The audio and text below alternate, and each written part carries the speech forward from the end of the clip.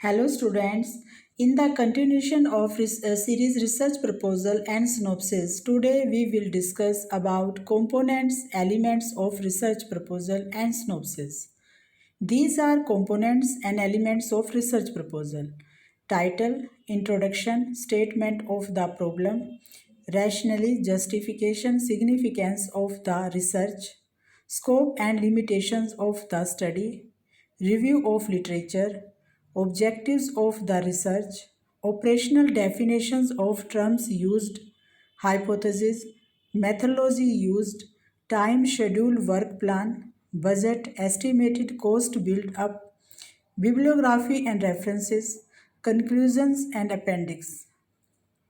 First title first page पे जो है हम मेंशन करते हैं title of the research researchers name name of institute organization where the researcher belongs name of the sponsoring organization name of the supervisor co supervisor date etcetera. जब हम title जो है लिखते हैं तो हमें इन बातों का जो है ध्यान में रखना चाहिए। जैसे जो हमारा रिसर्च का विषय है वह थीम जो है रिफ्लेक्ट होना चाहिए उसमें, और वो सेल्फ एक्सप्लेनेटरी भी होना चाहिए, संक्षिप्त होना चाहिए, और जो उसकी लैंग्वेज है वो सिंपल हो, दुविधापूर्ण ना हो, और जो एक स्पेसिफिक हमारा जो पर्टिकुलर डोमेन है, उद्देश्य है, उसको भी वो रिफ्लेक्ट करता हो। साथ में जो है टाइटल लिखते समय हमें ब्रैकेट अर्थमेटिक फिगर्स हैं इनको अवॉइड करना चाहिए, और जो कंफ्यूजिंग मीनिंग वाले वर्ड्स हैं उनको भी जो है यूज़ नहीं करना चाहिए। नेक्स्ट है इंट्रोडक्शन। इंट्रोडक्शन में हम theoretical background of the problem etcetera, यानी कि जो हमारी रिसर्च है, विषय वस्तु है, उसका जो है सैद्धांतिक पृष्ठभूमि क्या है, उस प्रॉब्लम को लेने का उसके पीछे जो है पृष्ठभूमि या रीज़न क्या है, वो सब आपको उसमें इंट्रोडक्शन में मेंशन करना पड़ेगा। And statement of the problem, इसमें हम डेफिनेशन, नेचर एंड एक्सटेंट, जो हमने समस्या जो प्रॉब्लम ली है, समस्या ली है, उसकी जो है डेफिनेशंस क्या, जो उसके अंदर वेरिएबल्स यूज़ कर रहे हैं, जो टर्म्स यूज़ कर रहे हैं, नेचर और उसकी जो सीमाएं हैं वो मेंशन करते हैं। नेक्स्ट जो है rationally justification significance of the research.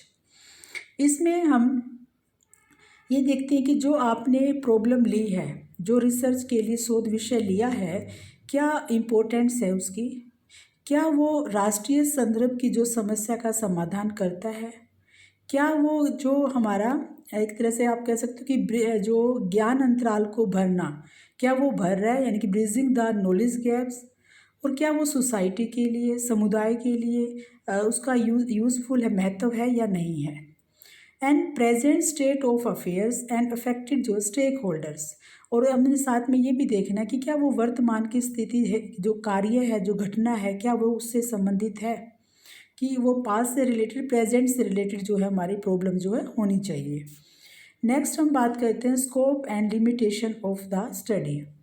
इसमें हम जो है boundaries of the research and aspects and issues addressed and shortcomings of the research and resource and time constraints, यानी कि जो आप रिसर्च प्रॉब्लम ले रहे हो, जो थीम ले रहे हो, उसकी जो है रिसर्च जो कर रहे हो उसकी बाउंड्रीज़ क्या हैं, उसकी जो है सीमाएं क्या हैं, उसके जो है जो डिफरेंट जो उसके आप कह सकते हैं कि पहलू क्या हैं, मुद्दे क्या हैं, तो वो सब आप उसमें जो है डालने हैं। साथ में जो शॉर्ट कमीज़ हैं, जो कमियां हैं, वो कमियां रिसोर्सेज से रिलेटेड, संसाधन से रिलेटेड हो सकती हैं, या टाइम जो है कंस्ट्रेंट, जो समय सीमा की जो कमी है उससे संबंधित हो सकती है। यानी कि जो अनुसंधान की कमियां हैं वो आपकी संसाधन जो रिसोर्सेज अवेलेबल हैं उनसे संबंधित हो सकती है, और समय से जो है संबंधित हो सकती है। नेक्स्ट है हमारा review of literature. Researches so conducted, vital information, issues discussed, unaddressed issues, relevancy to the present research, findings out, information and knowledge gaps। इसके अंदर हमने ये मेंशन करना है कि अब तक जो है कितने जो है इससे रिलेटेड रिसर्च हो चुके हैं, उनसे संबंधित जो महत्वपूर्ण सूचना है वो हमने डालनी है, और जो वर्तमान जो हमारा अनुसंधान है, जो हम रिसर्च कर रहे हैं, उसकी प्रासंगिकता क्या है, उसकी रेलिवेंसी क्या है प्रेजेंट सिनेरियो में, और हमें उसमें ये भी करना है, मुद्दों पे भी चर्चा करनी है कि जो भी वजह के मुद्दे हैं उसके बारे में, और जानकारी जो है ज्ञान अंतराल का जो है पता भी हमें इसमें कराना है। ये जो नॉलेज गैप है उसके बारे में भी आपको डालना है। फिर है objectives of the research. Objectives of the, जब आप इसके विषय वस्तु के रिसर्च के जो है उद्देश्य लिखते हो तो उसमें आपको ये ध्यान रखना है कि वो कंटेक्चुअल, कंसिस्टेंट और to the title, concise, clear cut, expressed in simple language, precise, self explanatory, descriptive और quantifiable, measurable, and two types of objective, general, broad, overall and specific. यानी कि जो आपके उद्देश्य हैं वो शीर्षक के अनुरूप होने चाहिए, सुसंगत होने चाहिए, संक्षिप्त होने चाहिए, स्पष्ट और सरल भाषा में, सिंपल भाषा में जो है व्यक्त होने चाहिए आपके ऑब्जेक्टिव्स। और साथ में हम ये कह सकते हैं कि वो विशिष्ट होने चाहिए और परिमाणात्मक और मापने के योग्य है। और हम साथ में कहते हैं कि जो हमारे उद्देश्य हैं, हम जनरली जो है ऑब्जेक्टिव जो है हम जो मेंशन करते हैं वो सामान्य विशिष्ट जो हमारे उद्देश्य होते हैं। नेक्स्ट है operational definitions of terms used. जो आपने रिसर्च में जो डेफिनेशन, जो ऑपरेशनल डेफिनेशंस आपको मेंशन करनी है वेरिएबल्स की, तो वो आपकी clear cut meaning of the terms use, जो आपने वेरिएबल्स या टर्म्स यूज़ की हैं उसका क्लियर कट जो है मीनिंग होना चाहिए। नेक्स्ट हमारा है hypothesis. Hypothesis proposition subject to verification, may be null, accepted, rejected, guide, lead the research. तो आपका जो हाइपोथेसिस का है वो एक से उपयुक्त दृष्टिकोण का चयन है।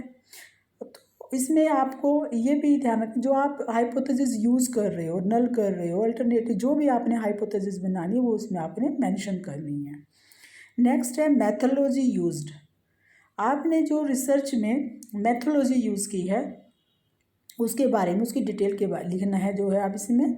उसमें selections of appropriate approach, tools, techniques to be used, data collection techniques, data processing analysis, interpretations technique, data information presentation technique, यानी कि जो आपने जो उपकरण यूज़ किया, तकनीक है, विश्लेषण या व्याख्या तकनीक यूज़ की है, जो डाटा सूचना को इकट्ठा करने के लिए जो तकनीक यूज़ की है, तो वो सब आपको इसमें डालना है। नेक्स्ट है time schedule and work plan.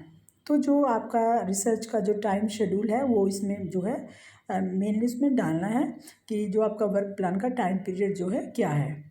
Budget, estimated cost built up, cost built up, resource personal, support staff, stationery, transport, utilities, house rents, miscellaneous etcetera.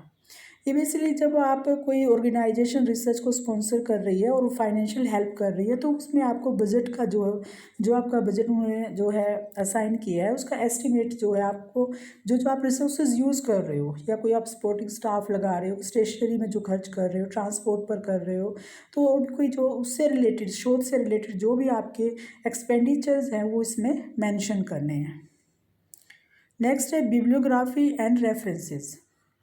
तो इसमें आपने जो भी रिसर्च को प्रोसेस करने के लिए जो भी रिलेटेड डॉक्यूमेंट्स हैं टू बी जो आपने कंसल्ट किए स्टडीज़ एंड आपने एक ये भी ध्यान रखना है कि जब आप बिब्लियोग्राफी और रेफरेंसेस लिख रहे हैं तो वो आपकी अल्फ़ाबेटिक ऑर्डर में होनी चाहिए और उसको सेकंड जो उसको प्रेजेंट क्लासिफाइड मैनर में करना चाहिए। जैसे आपने मैन्युस्क्रिप्ट की है, बुक्स की, जर्नल, कमीशन रिपोर्ट है, न्यूज़पेपर है, तो जिसका जैसा नेचर उसके अकॉर्डिंग आपको उसको क्लासिफिकेशन करना है जो भी आपने जो है रेफरेंसेस या बिब्लियोग्राफी के डॉक्यूमेंट्स यूज़ किए हैं।